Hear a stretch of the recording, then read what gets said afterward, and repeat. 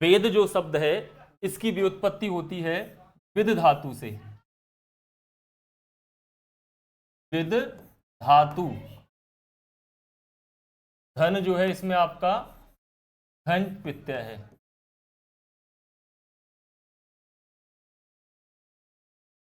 इस प्रकार वेद धन घन प्रत्यय को जोड़ने पर वेद शब्द का निर्माण होता है। ठीक है। वेद से तात्पर्य क्या है? जानना। कल ही बताया था हमने, वेद का अर्थ क्या होता है? जानना। अब जानने को यदि हम मानक रूप में यदि बोलें अगर, तो उसका क्या अर्थ हो जाता है? ज्ञान। क्या? ज्ञान। तो सीधे सीधे जो है वेद का अर्थ क्या हो जाता है? ज्ञान। जिसमें ज्ञान की बातें हैं। हमारा जो सनातन धर्म है, सनातन धर्म से संबंधित जितने भी विधि और विधान हैं, आपके नियम हैं, चाहे वो आपके संस्कार हो, विवाह हो, उपनयन संस्कार हो, या यज्ञ हैं, या देवताओं की स्तुति है, वो सब मंत्र किस में समाहित हैं? वेदों में। अब वेद, बात आती है कि वेद कहते किसे हैं। हमें यह स्पष्ट हो गया कि वेद का अर्थ क्या है? ज्ञान होता है। और वेद शब्द का निर्माण विद धातु और घंज प्रत्यय से हुआ है। अब जो वेद की परिभाषा है वो दो प्रकार से बतलाई गई है। पहली जो परिभाषा है, कहा गया है अपौरुषेयम, अपौरुषेय वाक्यम वेदः। क्या है? अपौरुषेय वाक्यम वेदः। अपौरुषेय से मतलब क्या है? जिसे पुरुष ने नहीं लिखा है, जिसे किसी इंसान ने नहीं लिखा है। ना पौरुषेय।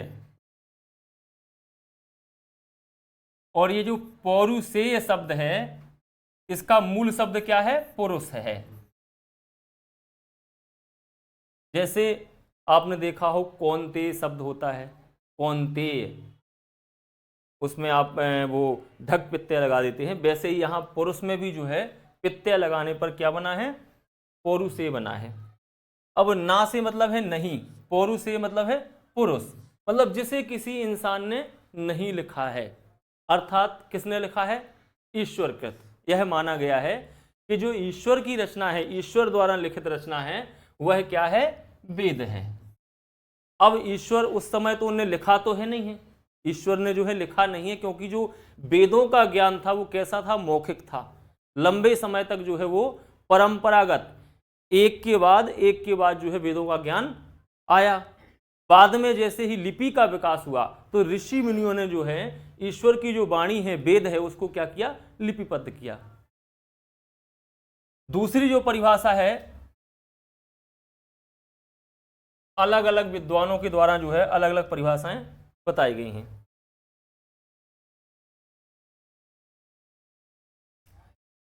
विद्यते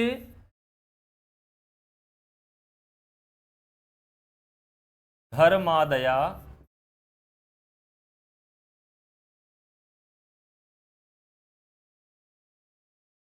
पुरुषार्था।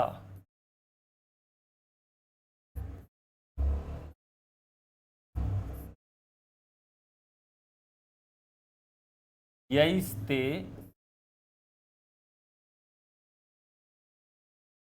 वेदा है। क्या है? विद्यते धर्मादयः पुरुषार्थः यही ते वेदः। इसमें यह बताया गया है, विद्यते से मतलब है, विद्यमान है, जिनके अंदर क्या है? धर्म आदि, पुरुषार्थ, धर्म आदि का और पुरुषार्थों का वर्णन है, वो क्या है? वेद है। अब धर्म से तात्पर्य जानते हैं। धर्म क्या है भाई? एक अच्छी विचारधारा जिसको धारण करना। जो सनातन धर्म है उसके नियम कानून जो हैं, विधि विधान है, वो क्या है? आपका धर्मादय, धर्म आदि का वर्णन। और पुरुषार्थ से मतलब है 4 पुरुषार्थ होते हैं, धर्म, अर्थ, काम और मोक्ष। धर्म, अर्थ, काम और मोक्ष, ये चार क्या है पुरुषार्थ कितने होते हैं? चार होते हैं। धर्म, अर्थ, काम और मोक्ष, ये हर व्यक्ति के जीवन में जो है चार पुरुषार्थ आते हैं। धर्म क्या है? सबसे पहले यदि हम कहें तो विवाह है, शादी विवाह है, बच्चे उनकी शादी करना, परिवार, घर मकान बनाना, ठीक है ना, ये क्या है आपका धर्म है। शादी विवाह क्या है? धर्म है, बच्चों का पालन पोषण करना। अर्थ क्या है? भाई परिवार का, जब परिवार बसाया है हमने तो हम उसके लिए क्या करेंगे? पैसे कमाएंगे। अर्थ से क्या तात्पर्य है? धन है। काम से मतलब क्या है? संतान उत्पत्ति है, ठीक है। मोक्ष से मतलब क्या है? अंत में जो है शरीर को त्यागना, ये क्या है? मोक्ष है। तो धर्म क्या है? साधना है। अर्थ क्या है? पैसा है। काम क्या है? विवाह है, संतान उत्पत्ति। और मोक्ष क्या है? जन्म मरण के चक्र से छुटकारा पाना, क्या है? मोक्ष है। तो इस प्रकार जिसके अंतर्गत जो है धर्म आदि चार पुरुषार्थों का वर्णन किया गया उसे क्या कहते हैं? वेद कहते हैं। तो इन दो परिभाषाओं को आप याद रखना, इनमें से जरूर पूछा जाएगा, प्रश्न आ जाएगा, अपौरुषेय वाक्यम किम, ठीक है। तो उसमें क्या रहेगा? वेदा है। वैसे ही विद्यते धर्मादयः पुरुषार्थः यैस्ते के, या के आ जाएगा वहां, तो क्या हो जाएगा? वेदा है। बहुवचन में है, तो बहुवचन में क्यों प्रयोग किया गया है? चार है, ऋग्वेद, यजुर्वेद, सामवेद और अथर्ववेद। वेद के संबंध में हमने जाना वेद क्या है, ठीक है। वेद जो है प्राचीन काल में हम कहें तो केवल क्या थे? वेद थे। क्या थे? वेद। ऋग्वेद, यजुर्वेद, सामवेद और अथर्ववेद ये बाद में आए। ये बाद में क्या है? वेदों का विभाजन है। वेदों का क्या है? ऋग्वेद, यजुर्वेद, सामवेद, अथर्ववेद, ये बाद में जो है वेदों का विभाजन किया गया। वेदों का विभाजन किसने किया? कृष्ण द्वापायन। कृष्ण द्वापायन नाम के क्या थे? ऋषि। कृष्ण द्वापायन नाम के एक ऋषि थे जिन्होंने वेद का क्या किया? विभाजन, मतलब उसका क्या किया? चौड़ीकरण किया, उसको चौड़ा किया, उसको बांटा। तो वेद को कितने भागों में बांट दिया कृष्ण द्वापायन ने? चार भागों में क्या कर दिया? वेद को बांट दिया। इसलिए लोग उन्हें क्या कहने लगे? वेद व्यास। उन्हें वेदों का व्यास कर दिया, वेद का विस्तार कर दिया, इसलिए कृष्ण द्वापायन को क्या कहने लगे? वेद व्यास। स्पष्ट हो गया ना? कृष्ण द्वापायन और वेद व्यास एक ही हैं। जिन्होंने महाभारत लिखी है उनको वेद व्यास इसलिए कहते हैं क्योंकि चार भागों में उन्होंने वेद को बांट दिया, इसलिए उनको वेद व्यास कहते हैं। अब जो चार वेद हैं, पहला जो वेद है आपका क्या है? ऋग्वेद है। दूसरा वेद है यजुर्वेद।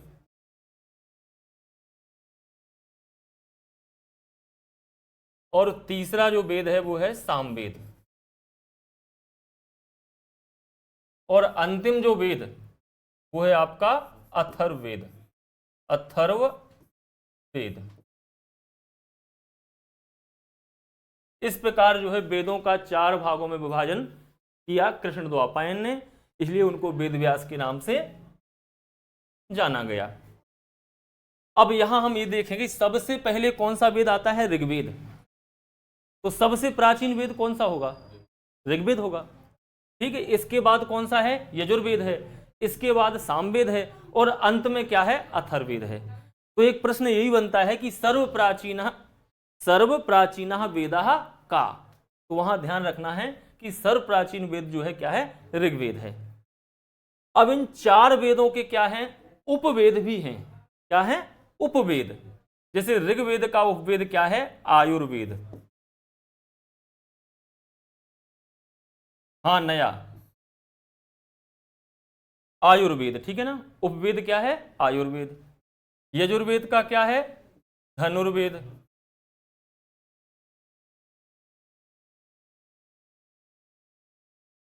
और सामवेद का क्या है? गांधर्व गंधर्व, गंधर्व वेद। और अथर्ववेद का जो है स्थापत्य और शिल्प वेद भी कहते हैं। स्थापत्य या शिल्प वेद।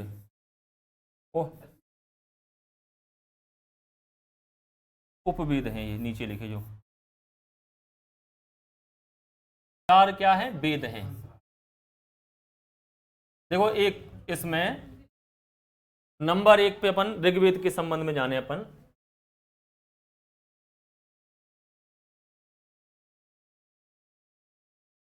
ऋग्वेद सबसे प्राचीन वेद है, सबसे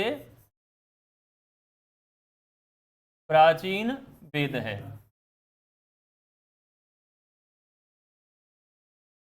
ऋग्वेद सबसे प्राचीन वेद है, ठीक है। अब ये बार बार नहीं लिखना हो ऋग्वेद ऋग्वेद।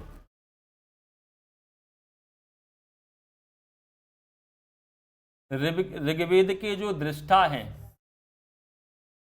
मतलब व्याख्याकर्ता कह सकते हैं या अच्छे से समझाने वाले, वो क्या है, मधुच्छंदा हैं।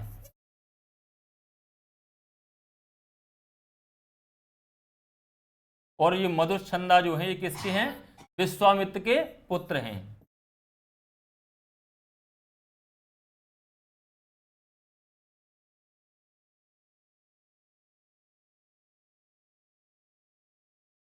पुत्र हैं।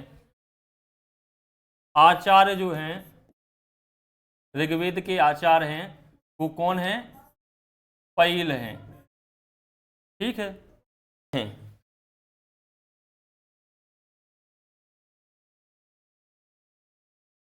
ऋत्विक क्या है, होता।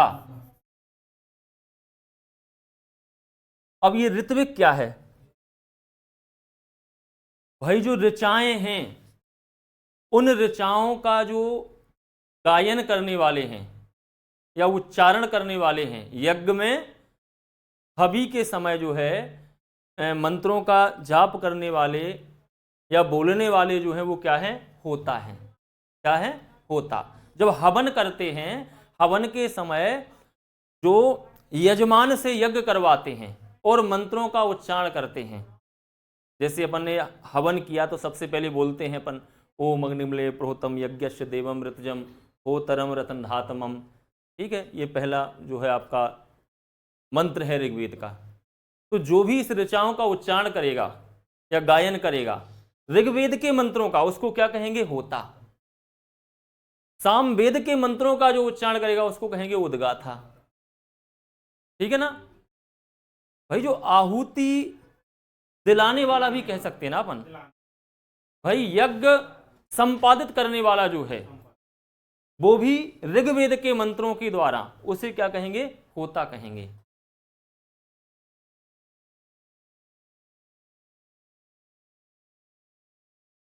ऋग्वेद के जो प्रमुख देवता हैं वो कौन है, अग्नि हैं।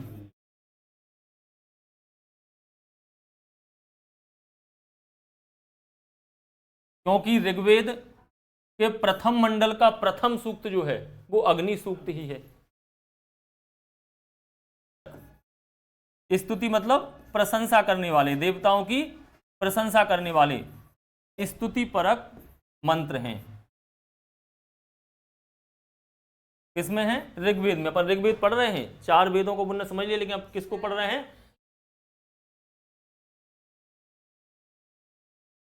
एक व्यक्ति का नाम है, ऋषि का नाम है वो। ये जो है आचार्य है, एक व्यक्ति है, उनका नाम है। ऋग्वेद के जो आचार्य हैं वो क्या है, पैल हैं। तो ये नाम है ये तो।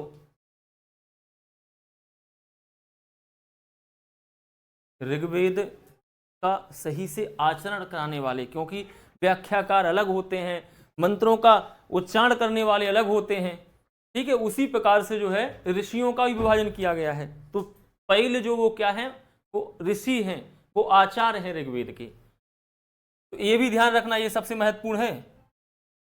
स्तुति परकः मंत्रः, ठीक है, कस्मिन् वेदे अस्ति, या संति बहुवचन में आएगा, स्तुति पर कहा मंत्रः कस्मिन वेदे संति, तो किसमें है? ऋग्वेद में। ऋग्वेद में पूरी देवताओं की बड़वाई करने वाले, प्रशंसा करने वाले मंत्र हैं ऋग्वेद में, स्तुति परक मंत्र हैं इसमें।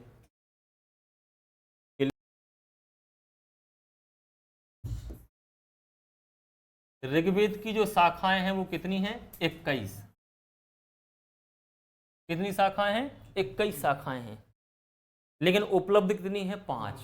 साकल है, ठीक है, वस्कल है, आश्वलायन है, सांकायन है, मांडुकायन है, ठीक है।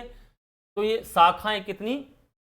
21 हैं, लेकिन उपलब्ध जो है वो क्या है आपकी? सांखायन।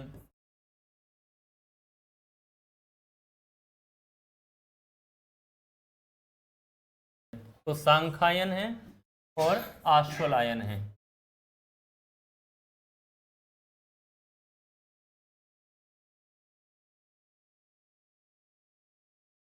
और मांडुकायन है।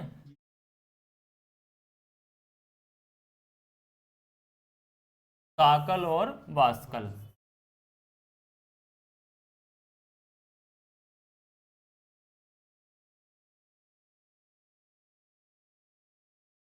ये 5 जो शाखाएं हैं ये अपनी उपलब्ध हैं, क्योंकि भारत पर जो है समय समय पर विदेशियों द्वारा आक्रमण किया गया और जो ग्रंथ थे वो यहाँ से ले गए या जला दिए गए। तो वर्तमान में यदि कहें तो इन्हीं के अंश जो है 4 शाखाओं के कुछ भाग जो है उपलब्ध हैं, वो भी पूरी नहीं है। कहें कि सांखायन शाखा पूरी है तो नहीं है। साकल और वास्कल ये जो 2 शाखाएं हैं इनके अनुसार बताया गया है।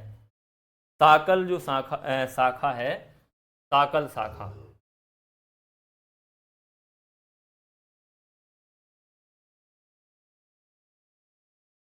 ये याद नहीं करना है, रटना नहीं है जो हम बता रहे हैं। साकल शाखा अनुसार ऋग्वेद में क्या है? 10 मंडल हैं। 10 क्या है? मंडल हैं, ठीक। मंडल के अंदर क्या है? अनुवाक कितने हैं? 85। 85 जो है क्या है? अनुवाक है। अनुवाक में क्या है? सूक्त हैं, अनुवाक। और फिर अनुवाक के अंदर 10 मंडल, 10 मंडल में 85 अनुवाक हैं। और 85 अनुवाक में कितने? 10 28, 1028 जो है क्या है? सूक्त हैं। अब ये जो 1028 सूक्त हैं इसमें 11 सूक्त जो हैं वो बालखिल्य शाखा के हैं। हाँ, बालखिल्य शाखा के हैं। ये जो 1028 हैं वो कैसे हैं? वो है आपके 1017 धन 11। ये 11 किसके हैं? बालखिल्य शाखा, जो उपलब्ध नहीं है, क्योंकि कितनी शाखाएं हैं? 21 शाखाएं हैं, ठीक है।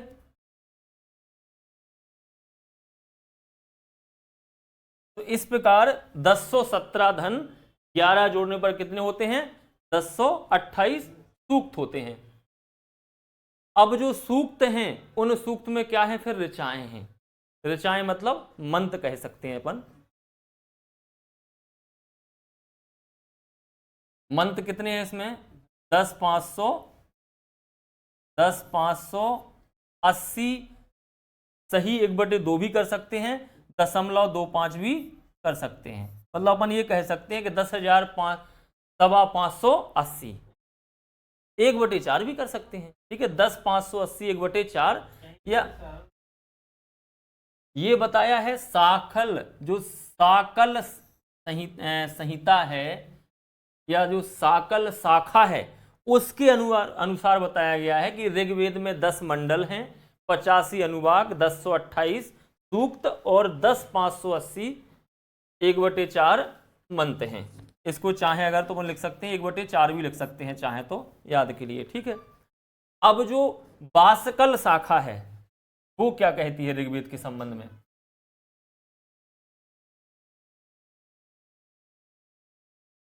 वासकल शाखा अनुसार।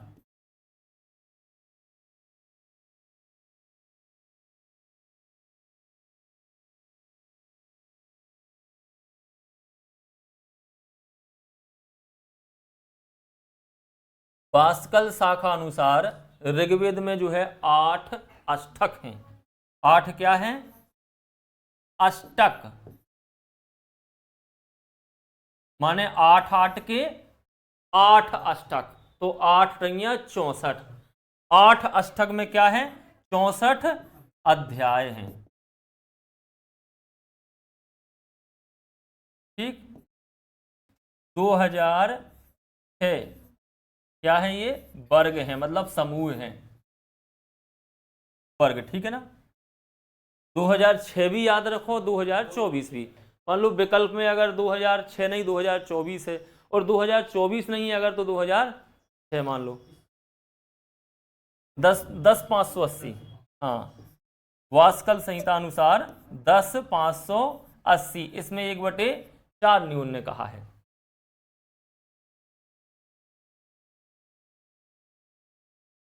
ऋग्वेदीय उपनिषद।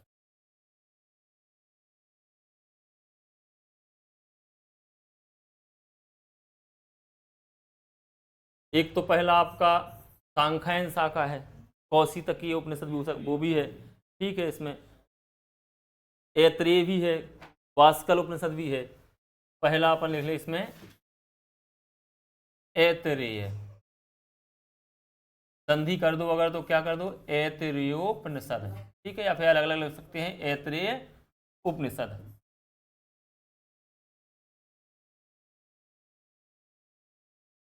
ऐत्रेय जो उपनिषद है, इसमें हमें ये नहीं देखना कितने अध्याय हैं, क्या है, ये अध्ययन आपको नहीं करना है, बिल्कुल नहीं।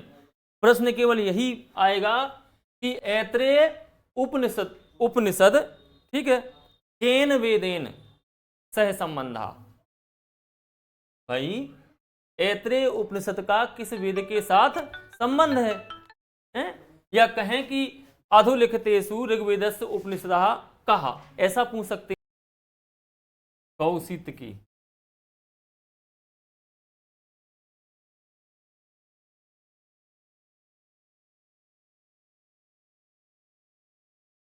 उपनिषद अलग अलग जगह मिलता है, अलग अलग जगह प्रकार, अलग अलग प्रकार से लिखा मिलता है। तीसरा जो है वो क्या है? वासकल, वासकलोपनिषद।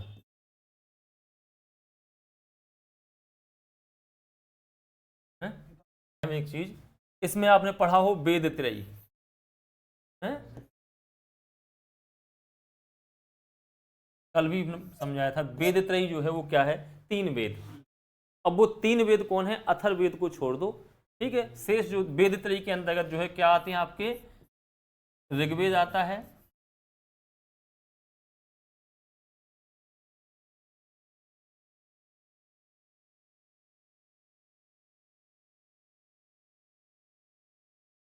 ठीक है। इन 3 वेदों के समूह को क्या कहते हैं? वेद त्रयी कहते हैं। हेलो, इसमें जो है गणना नहीं की जाती है, तो चारों रहेंगे, ऋग्वेद, यजुर्वेद, सामवेद और अथर्ववेद।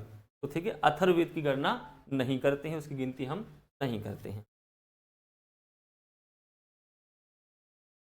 ये ऋग्वेद का सामान्य परिचय हो गया। जितने प्रश्न बनेंगे लगभग इसी में से आएंगे।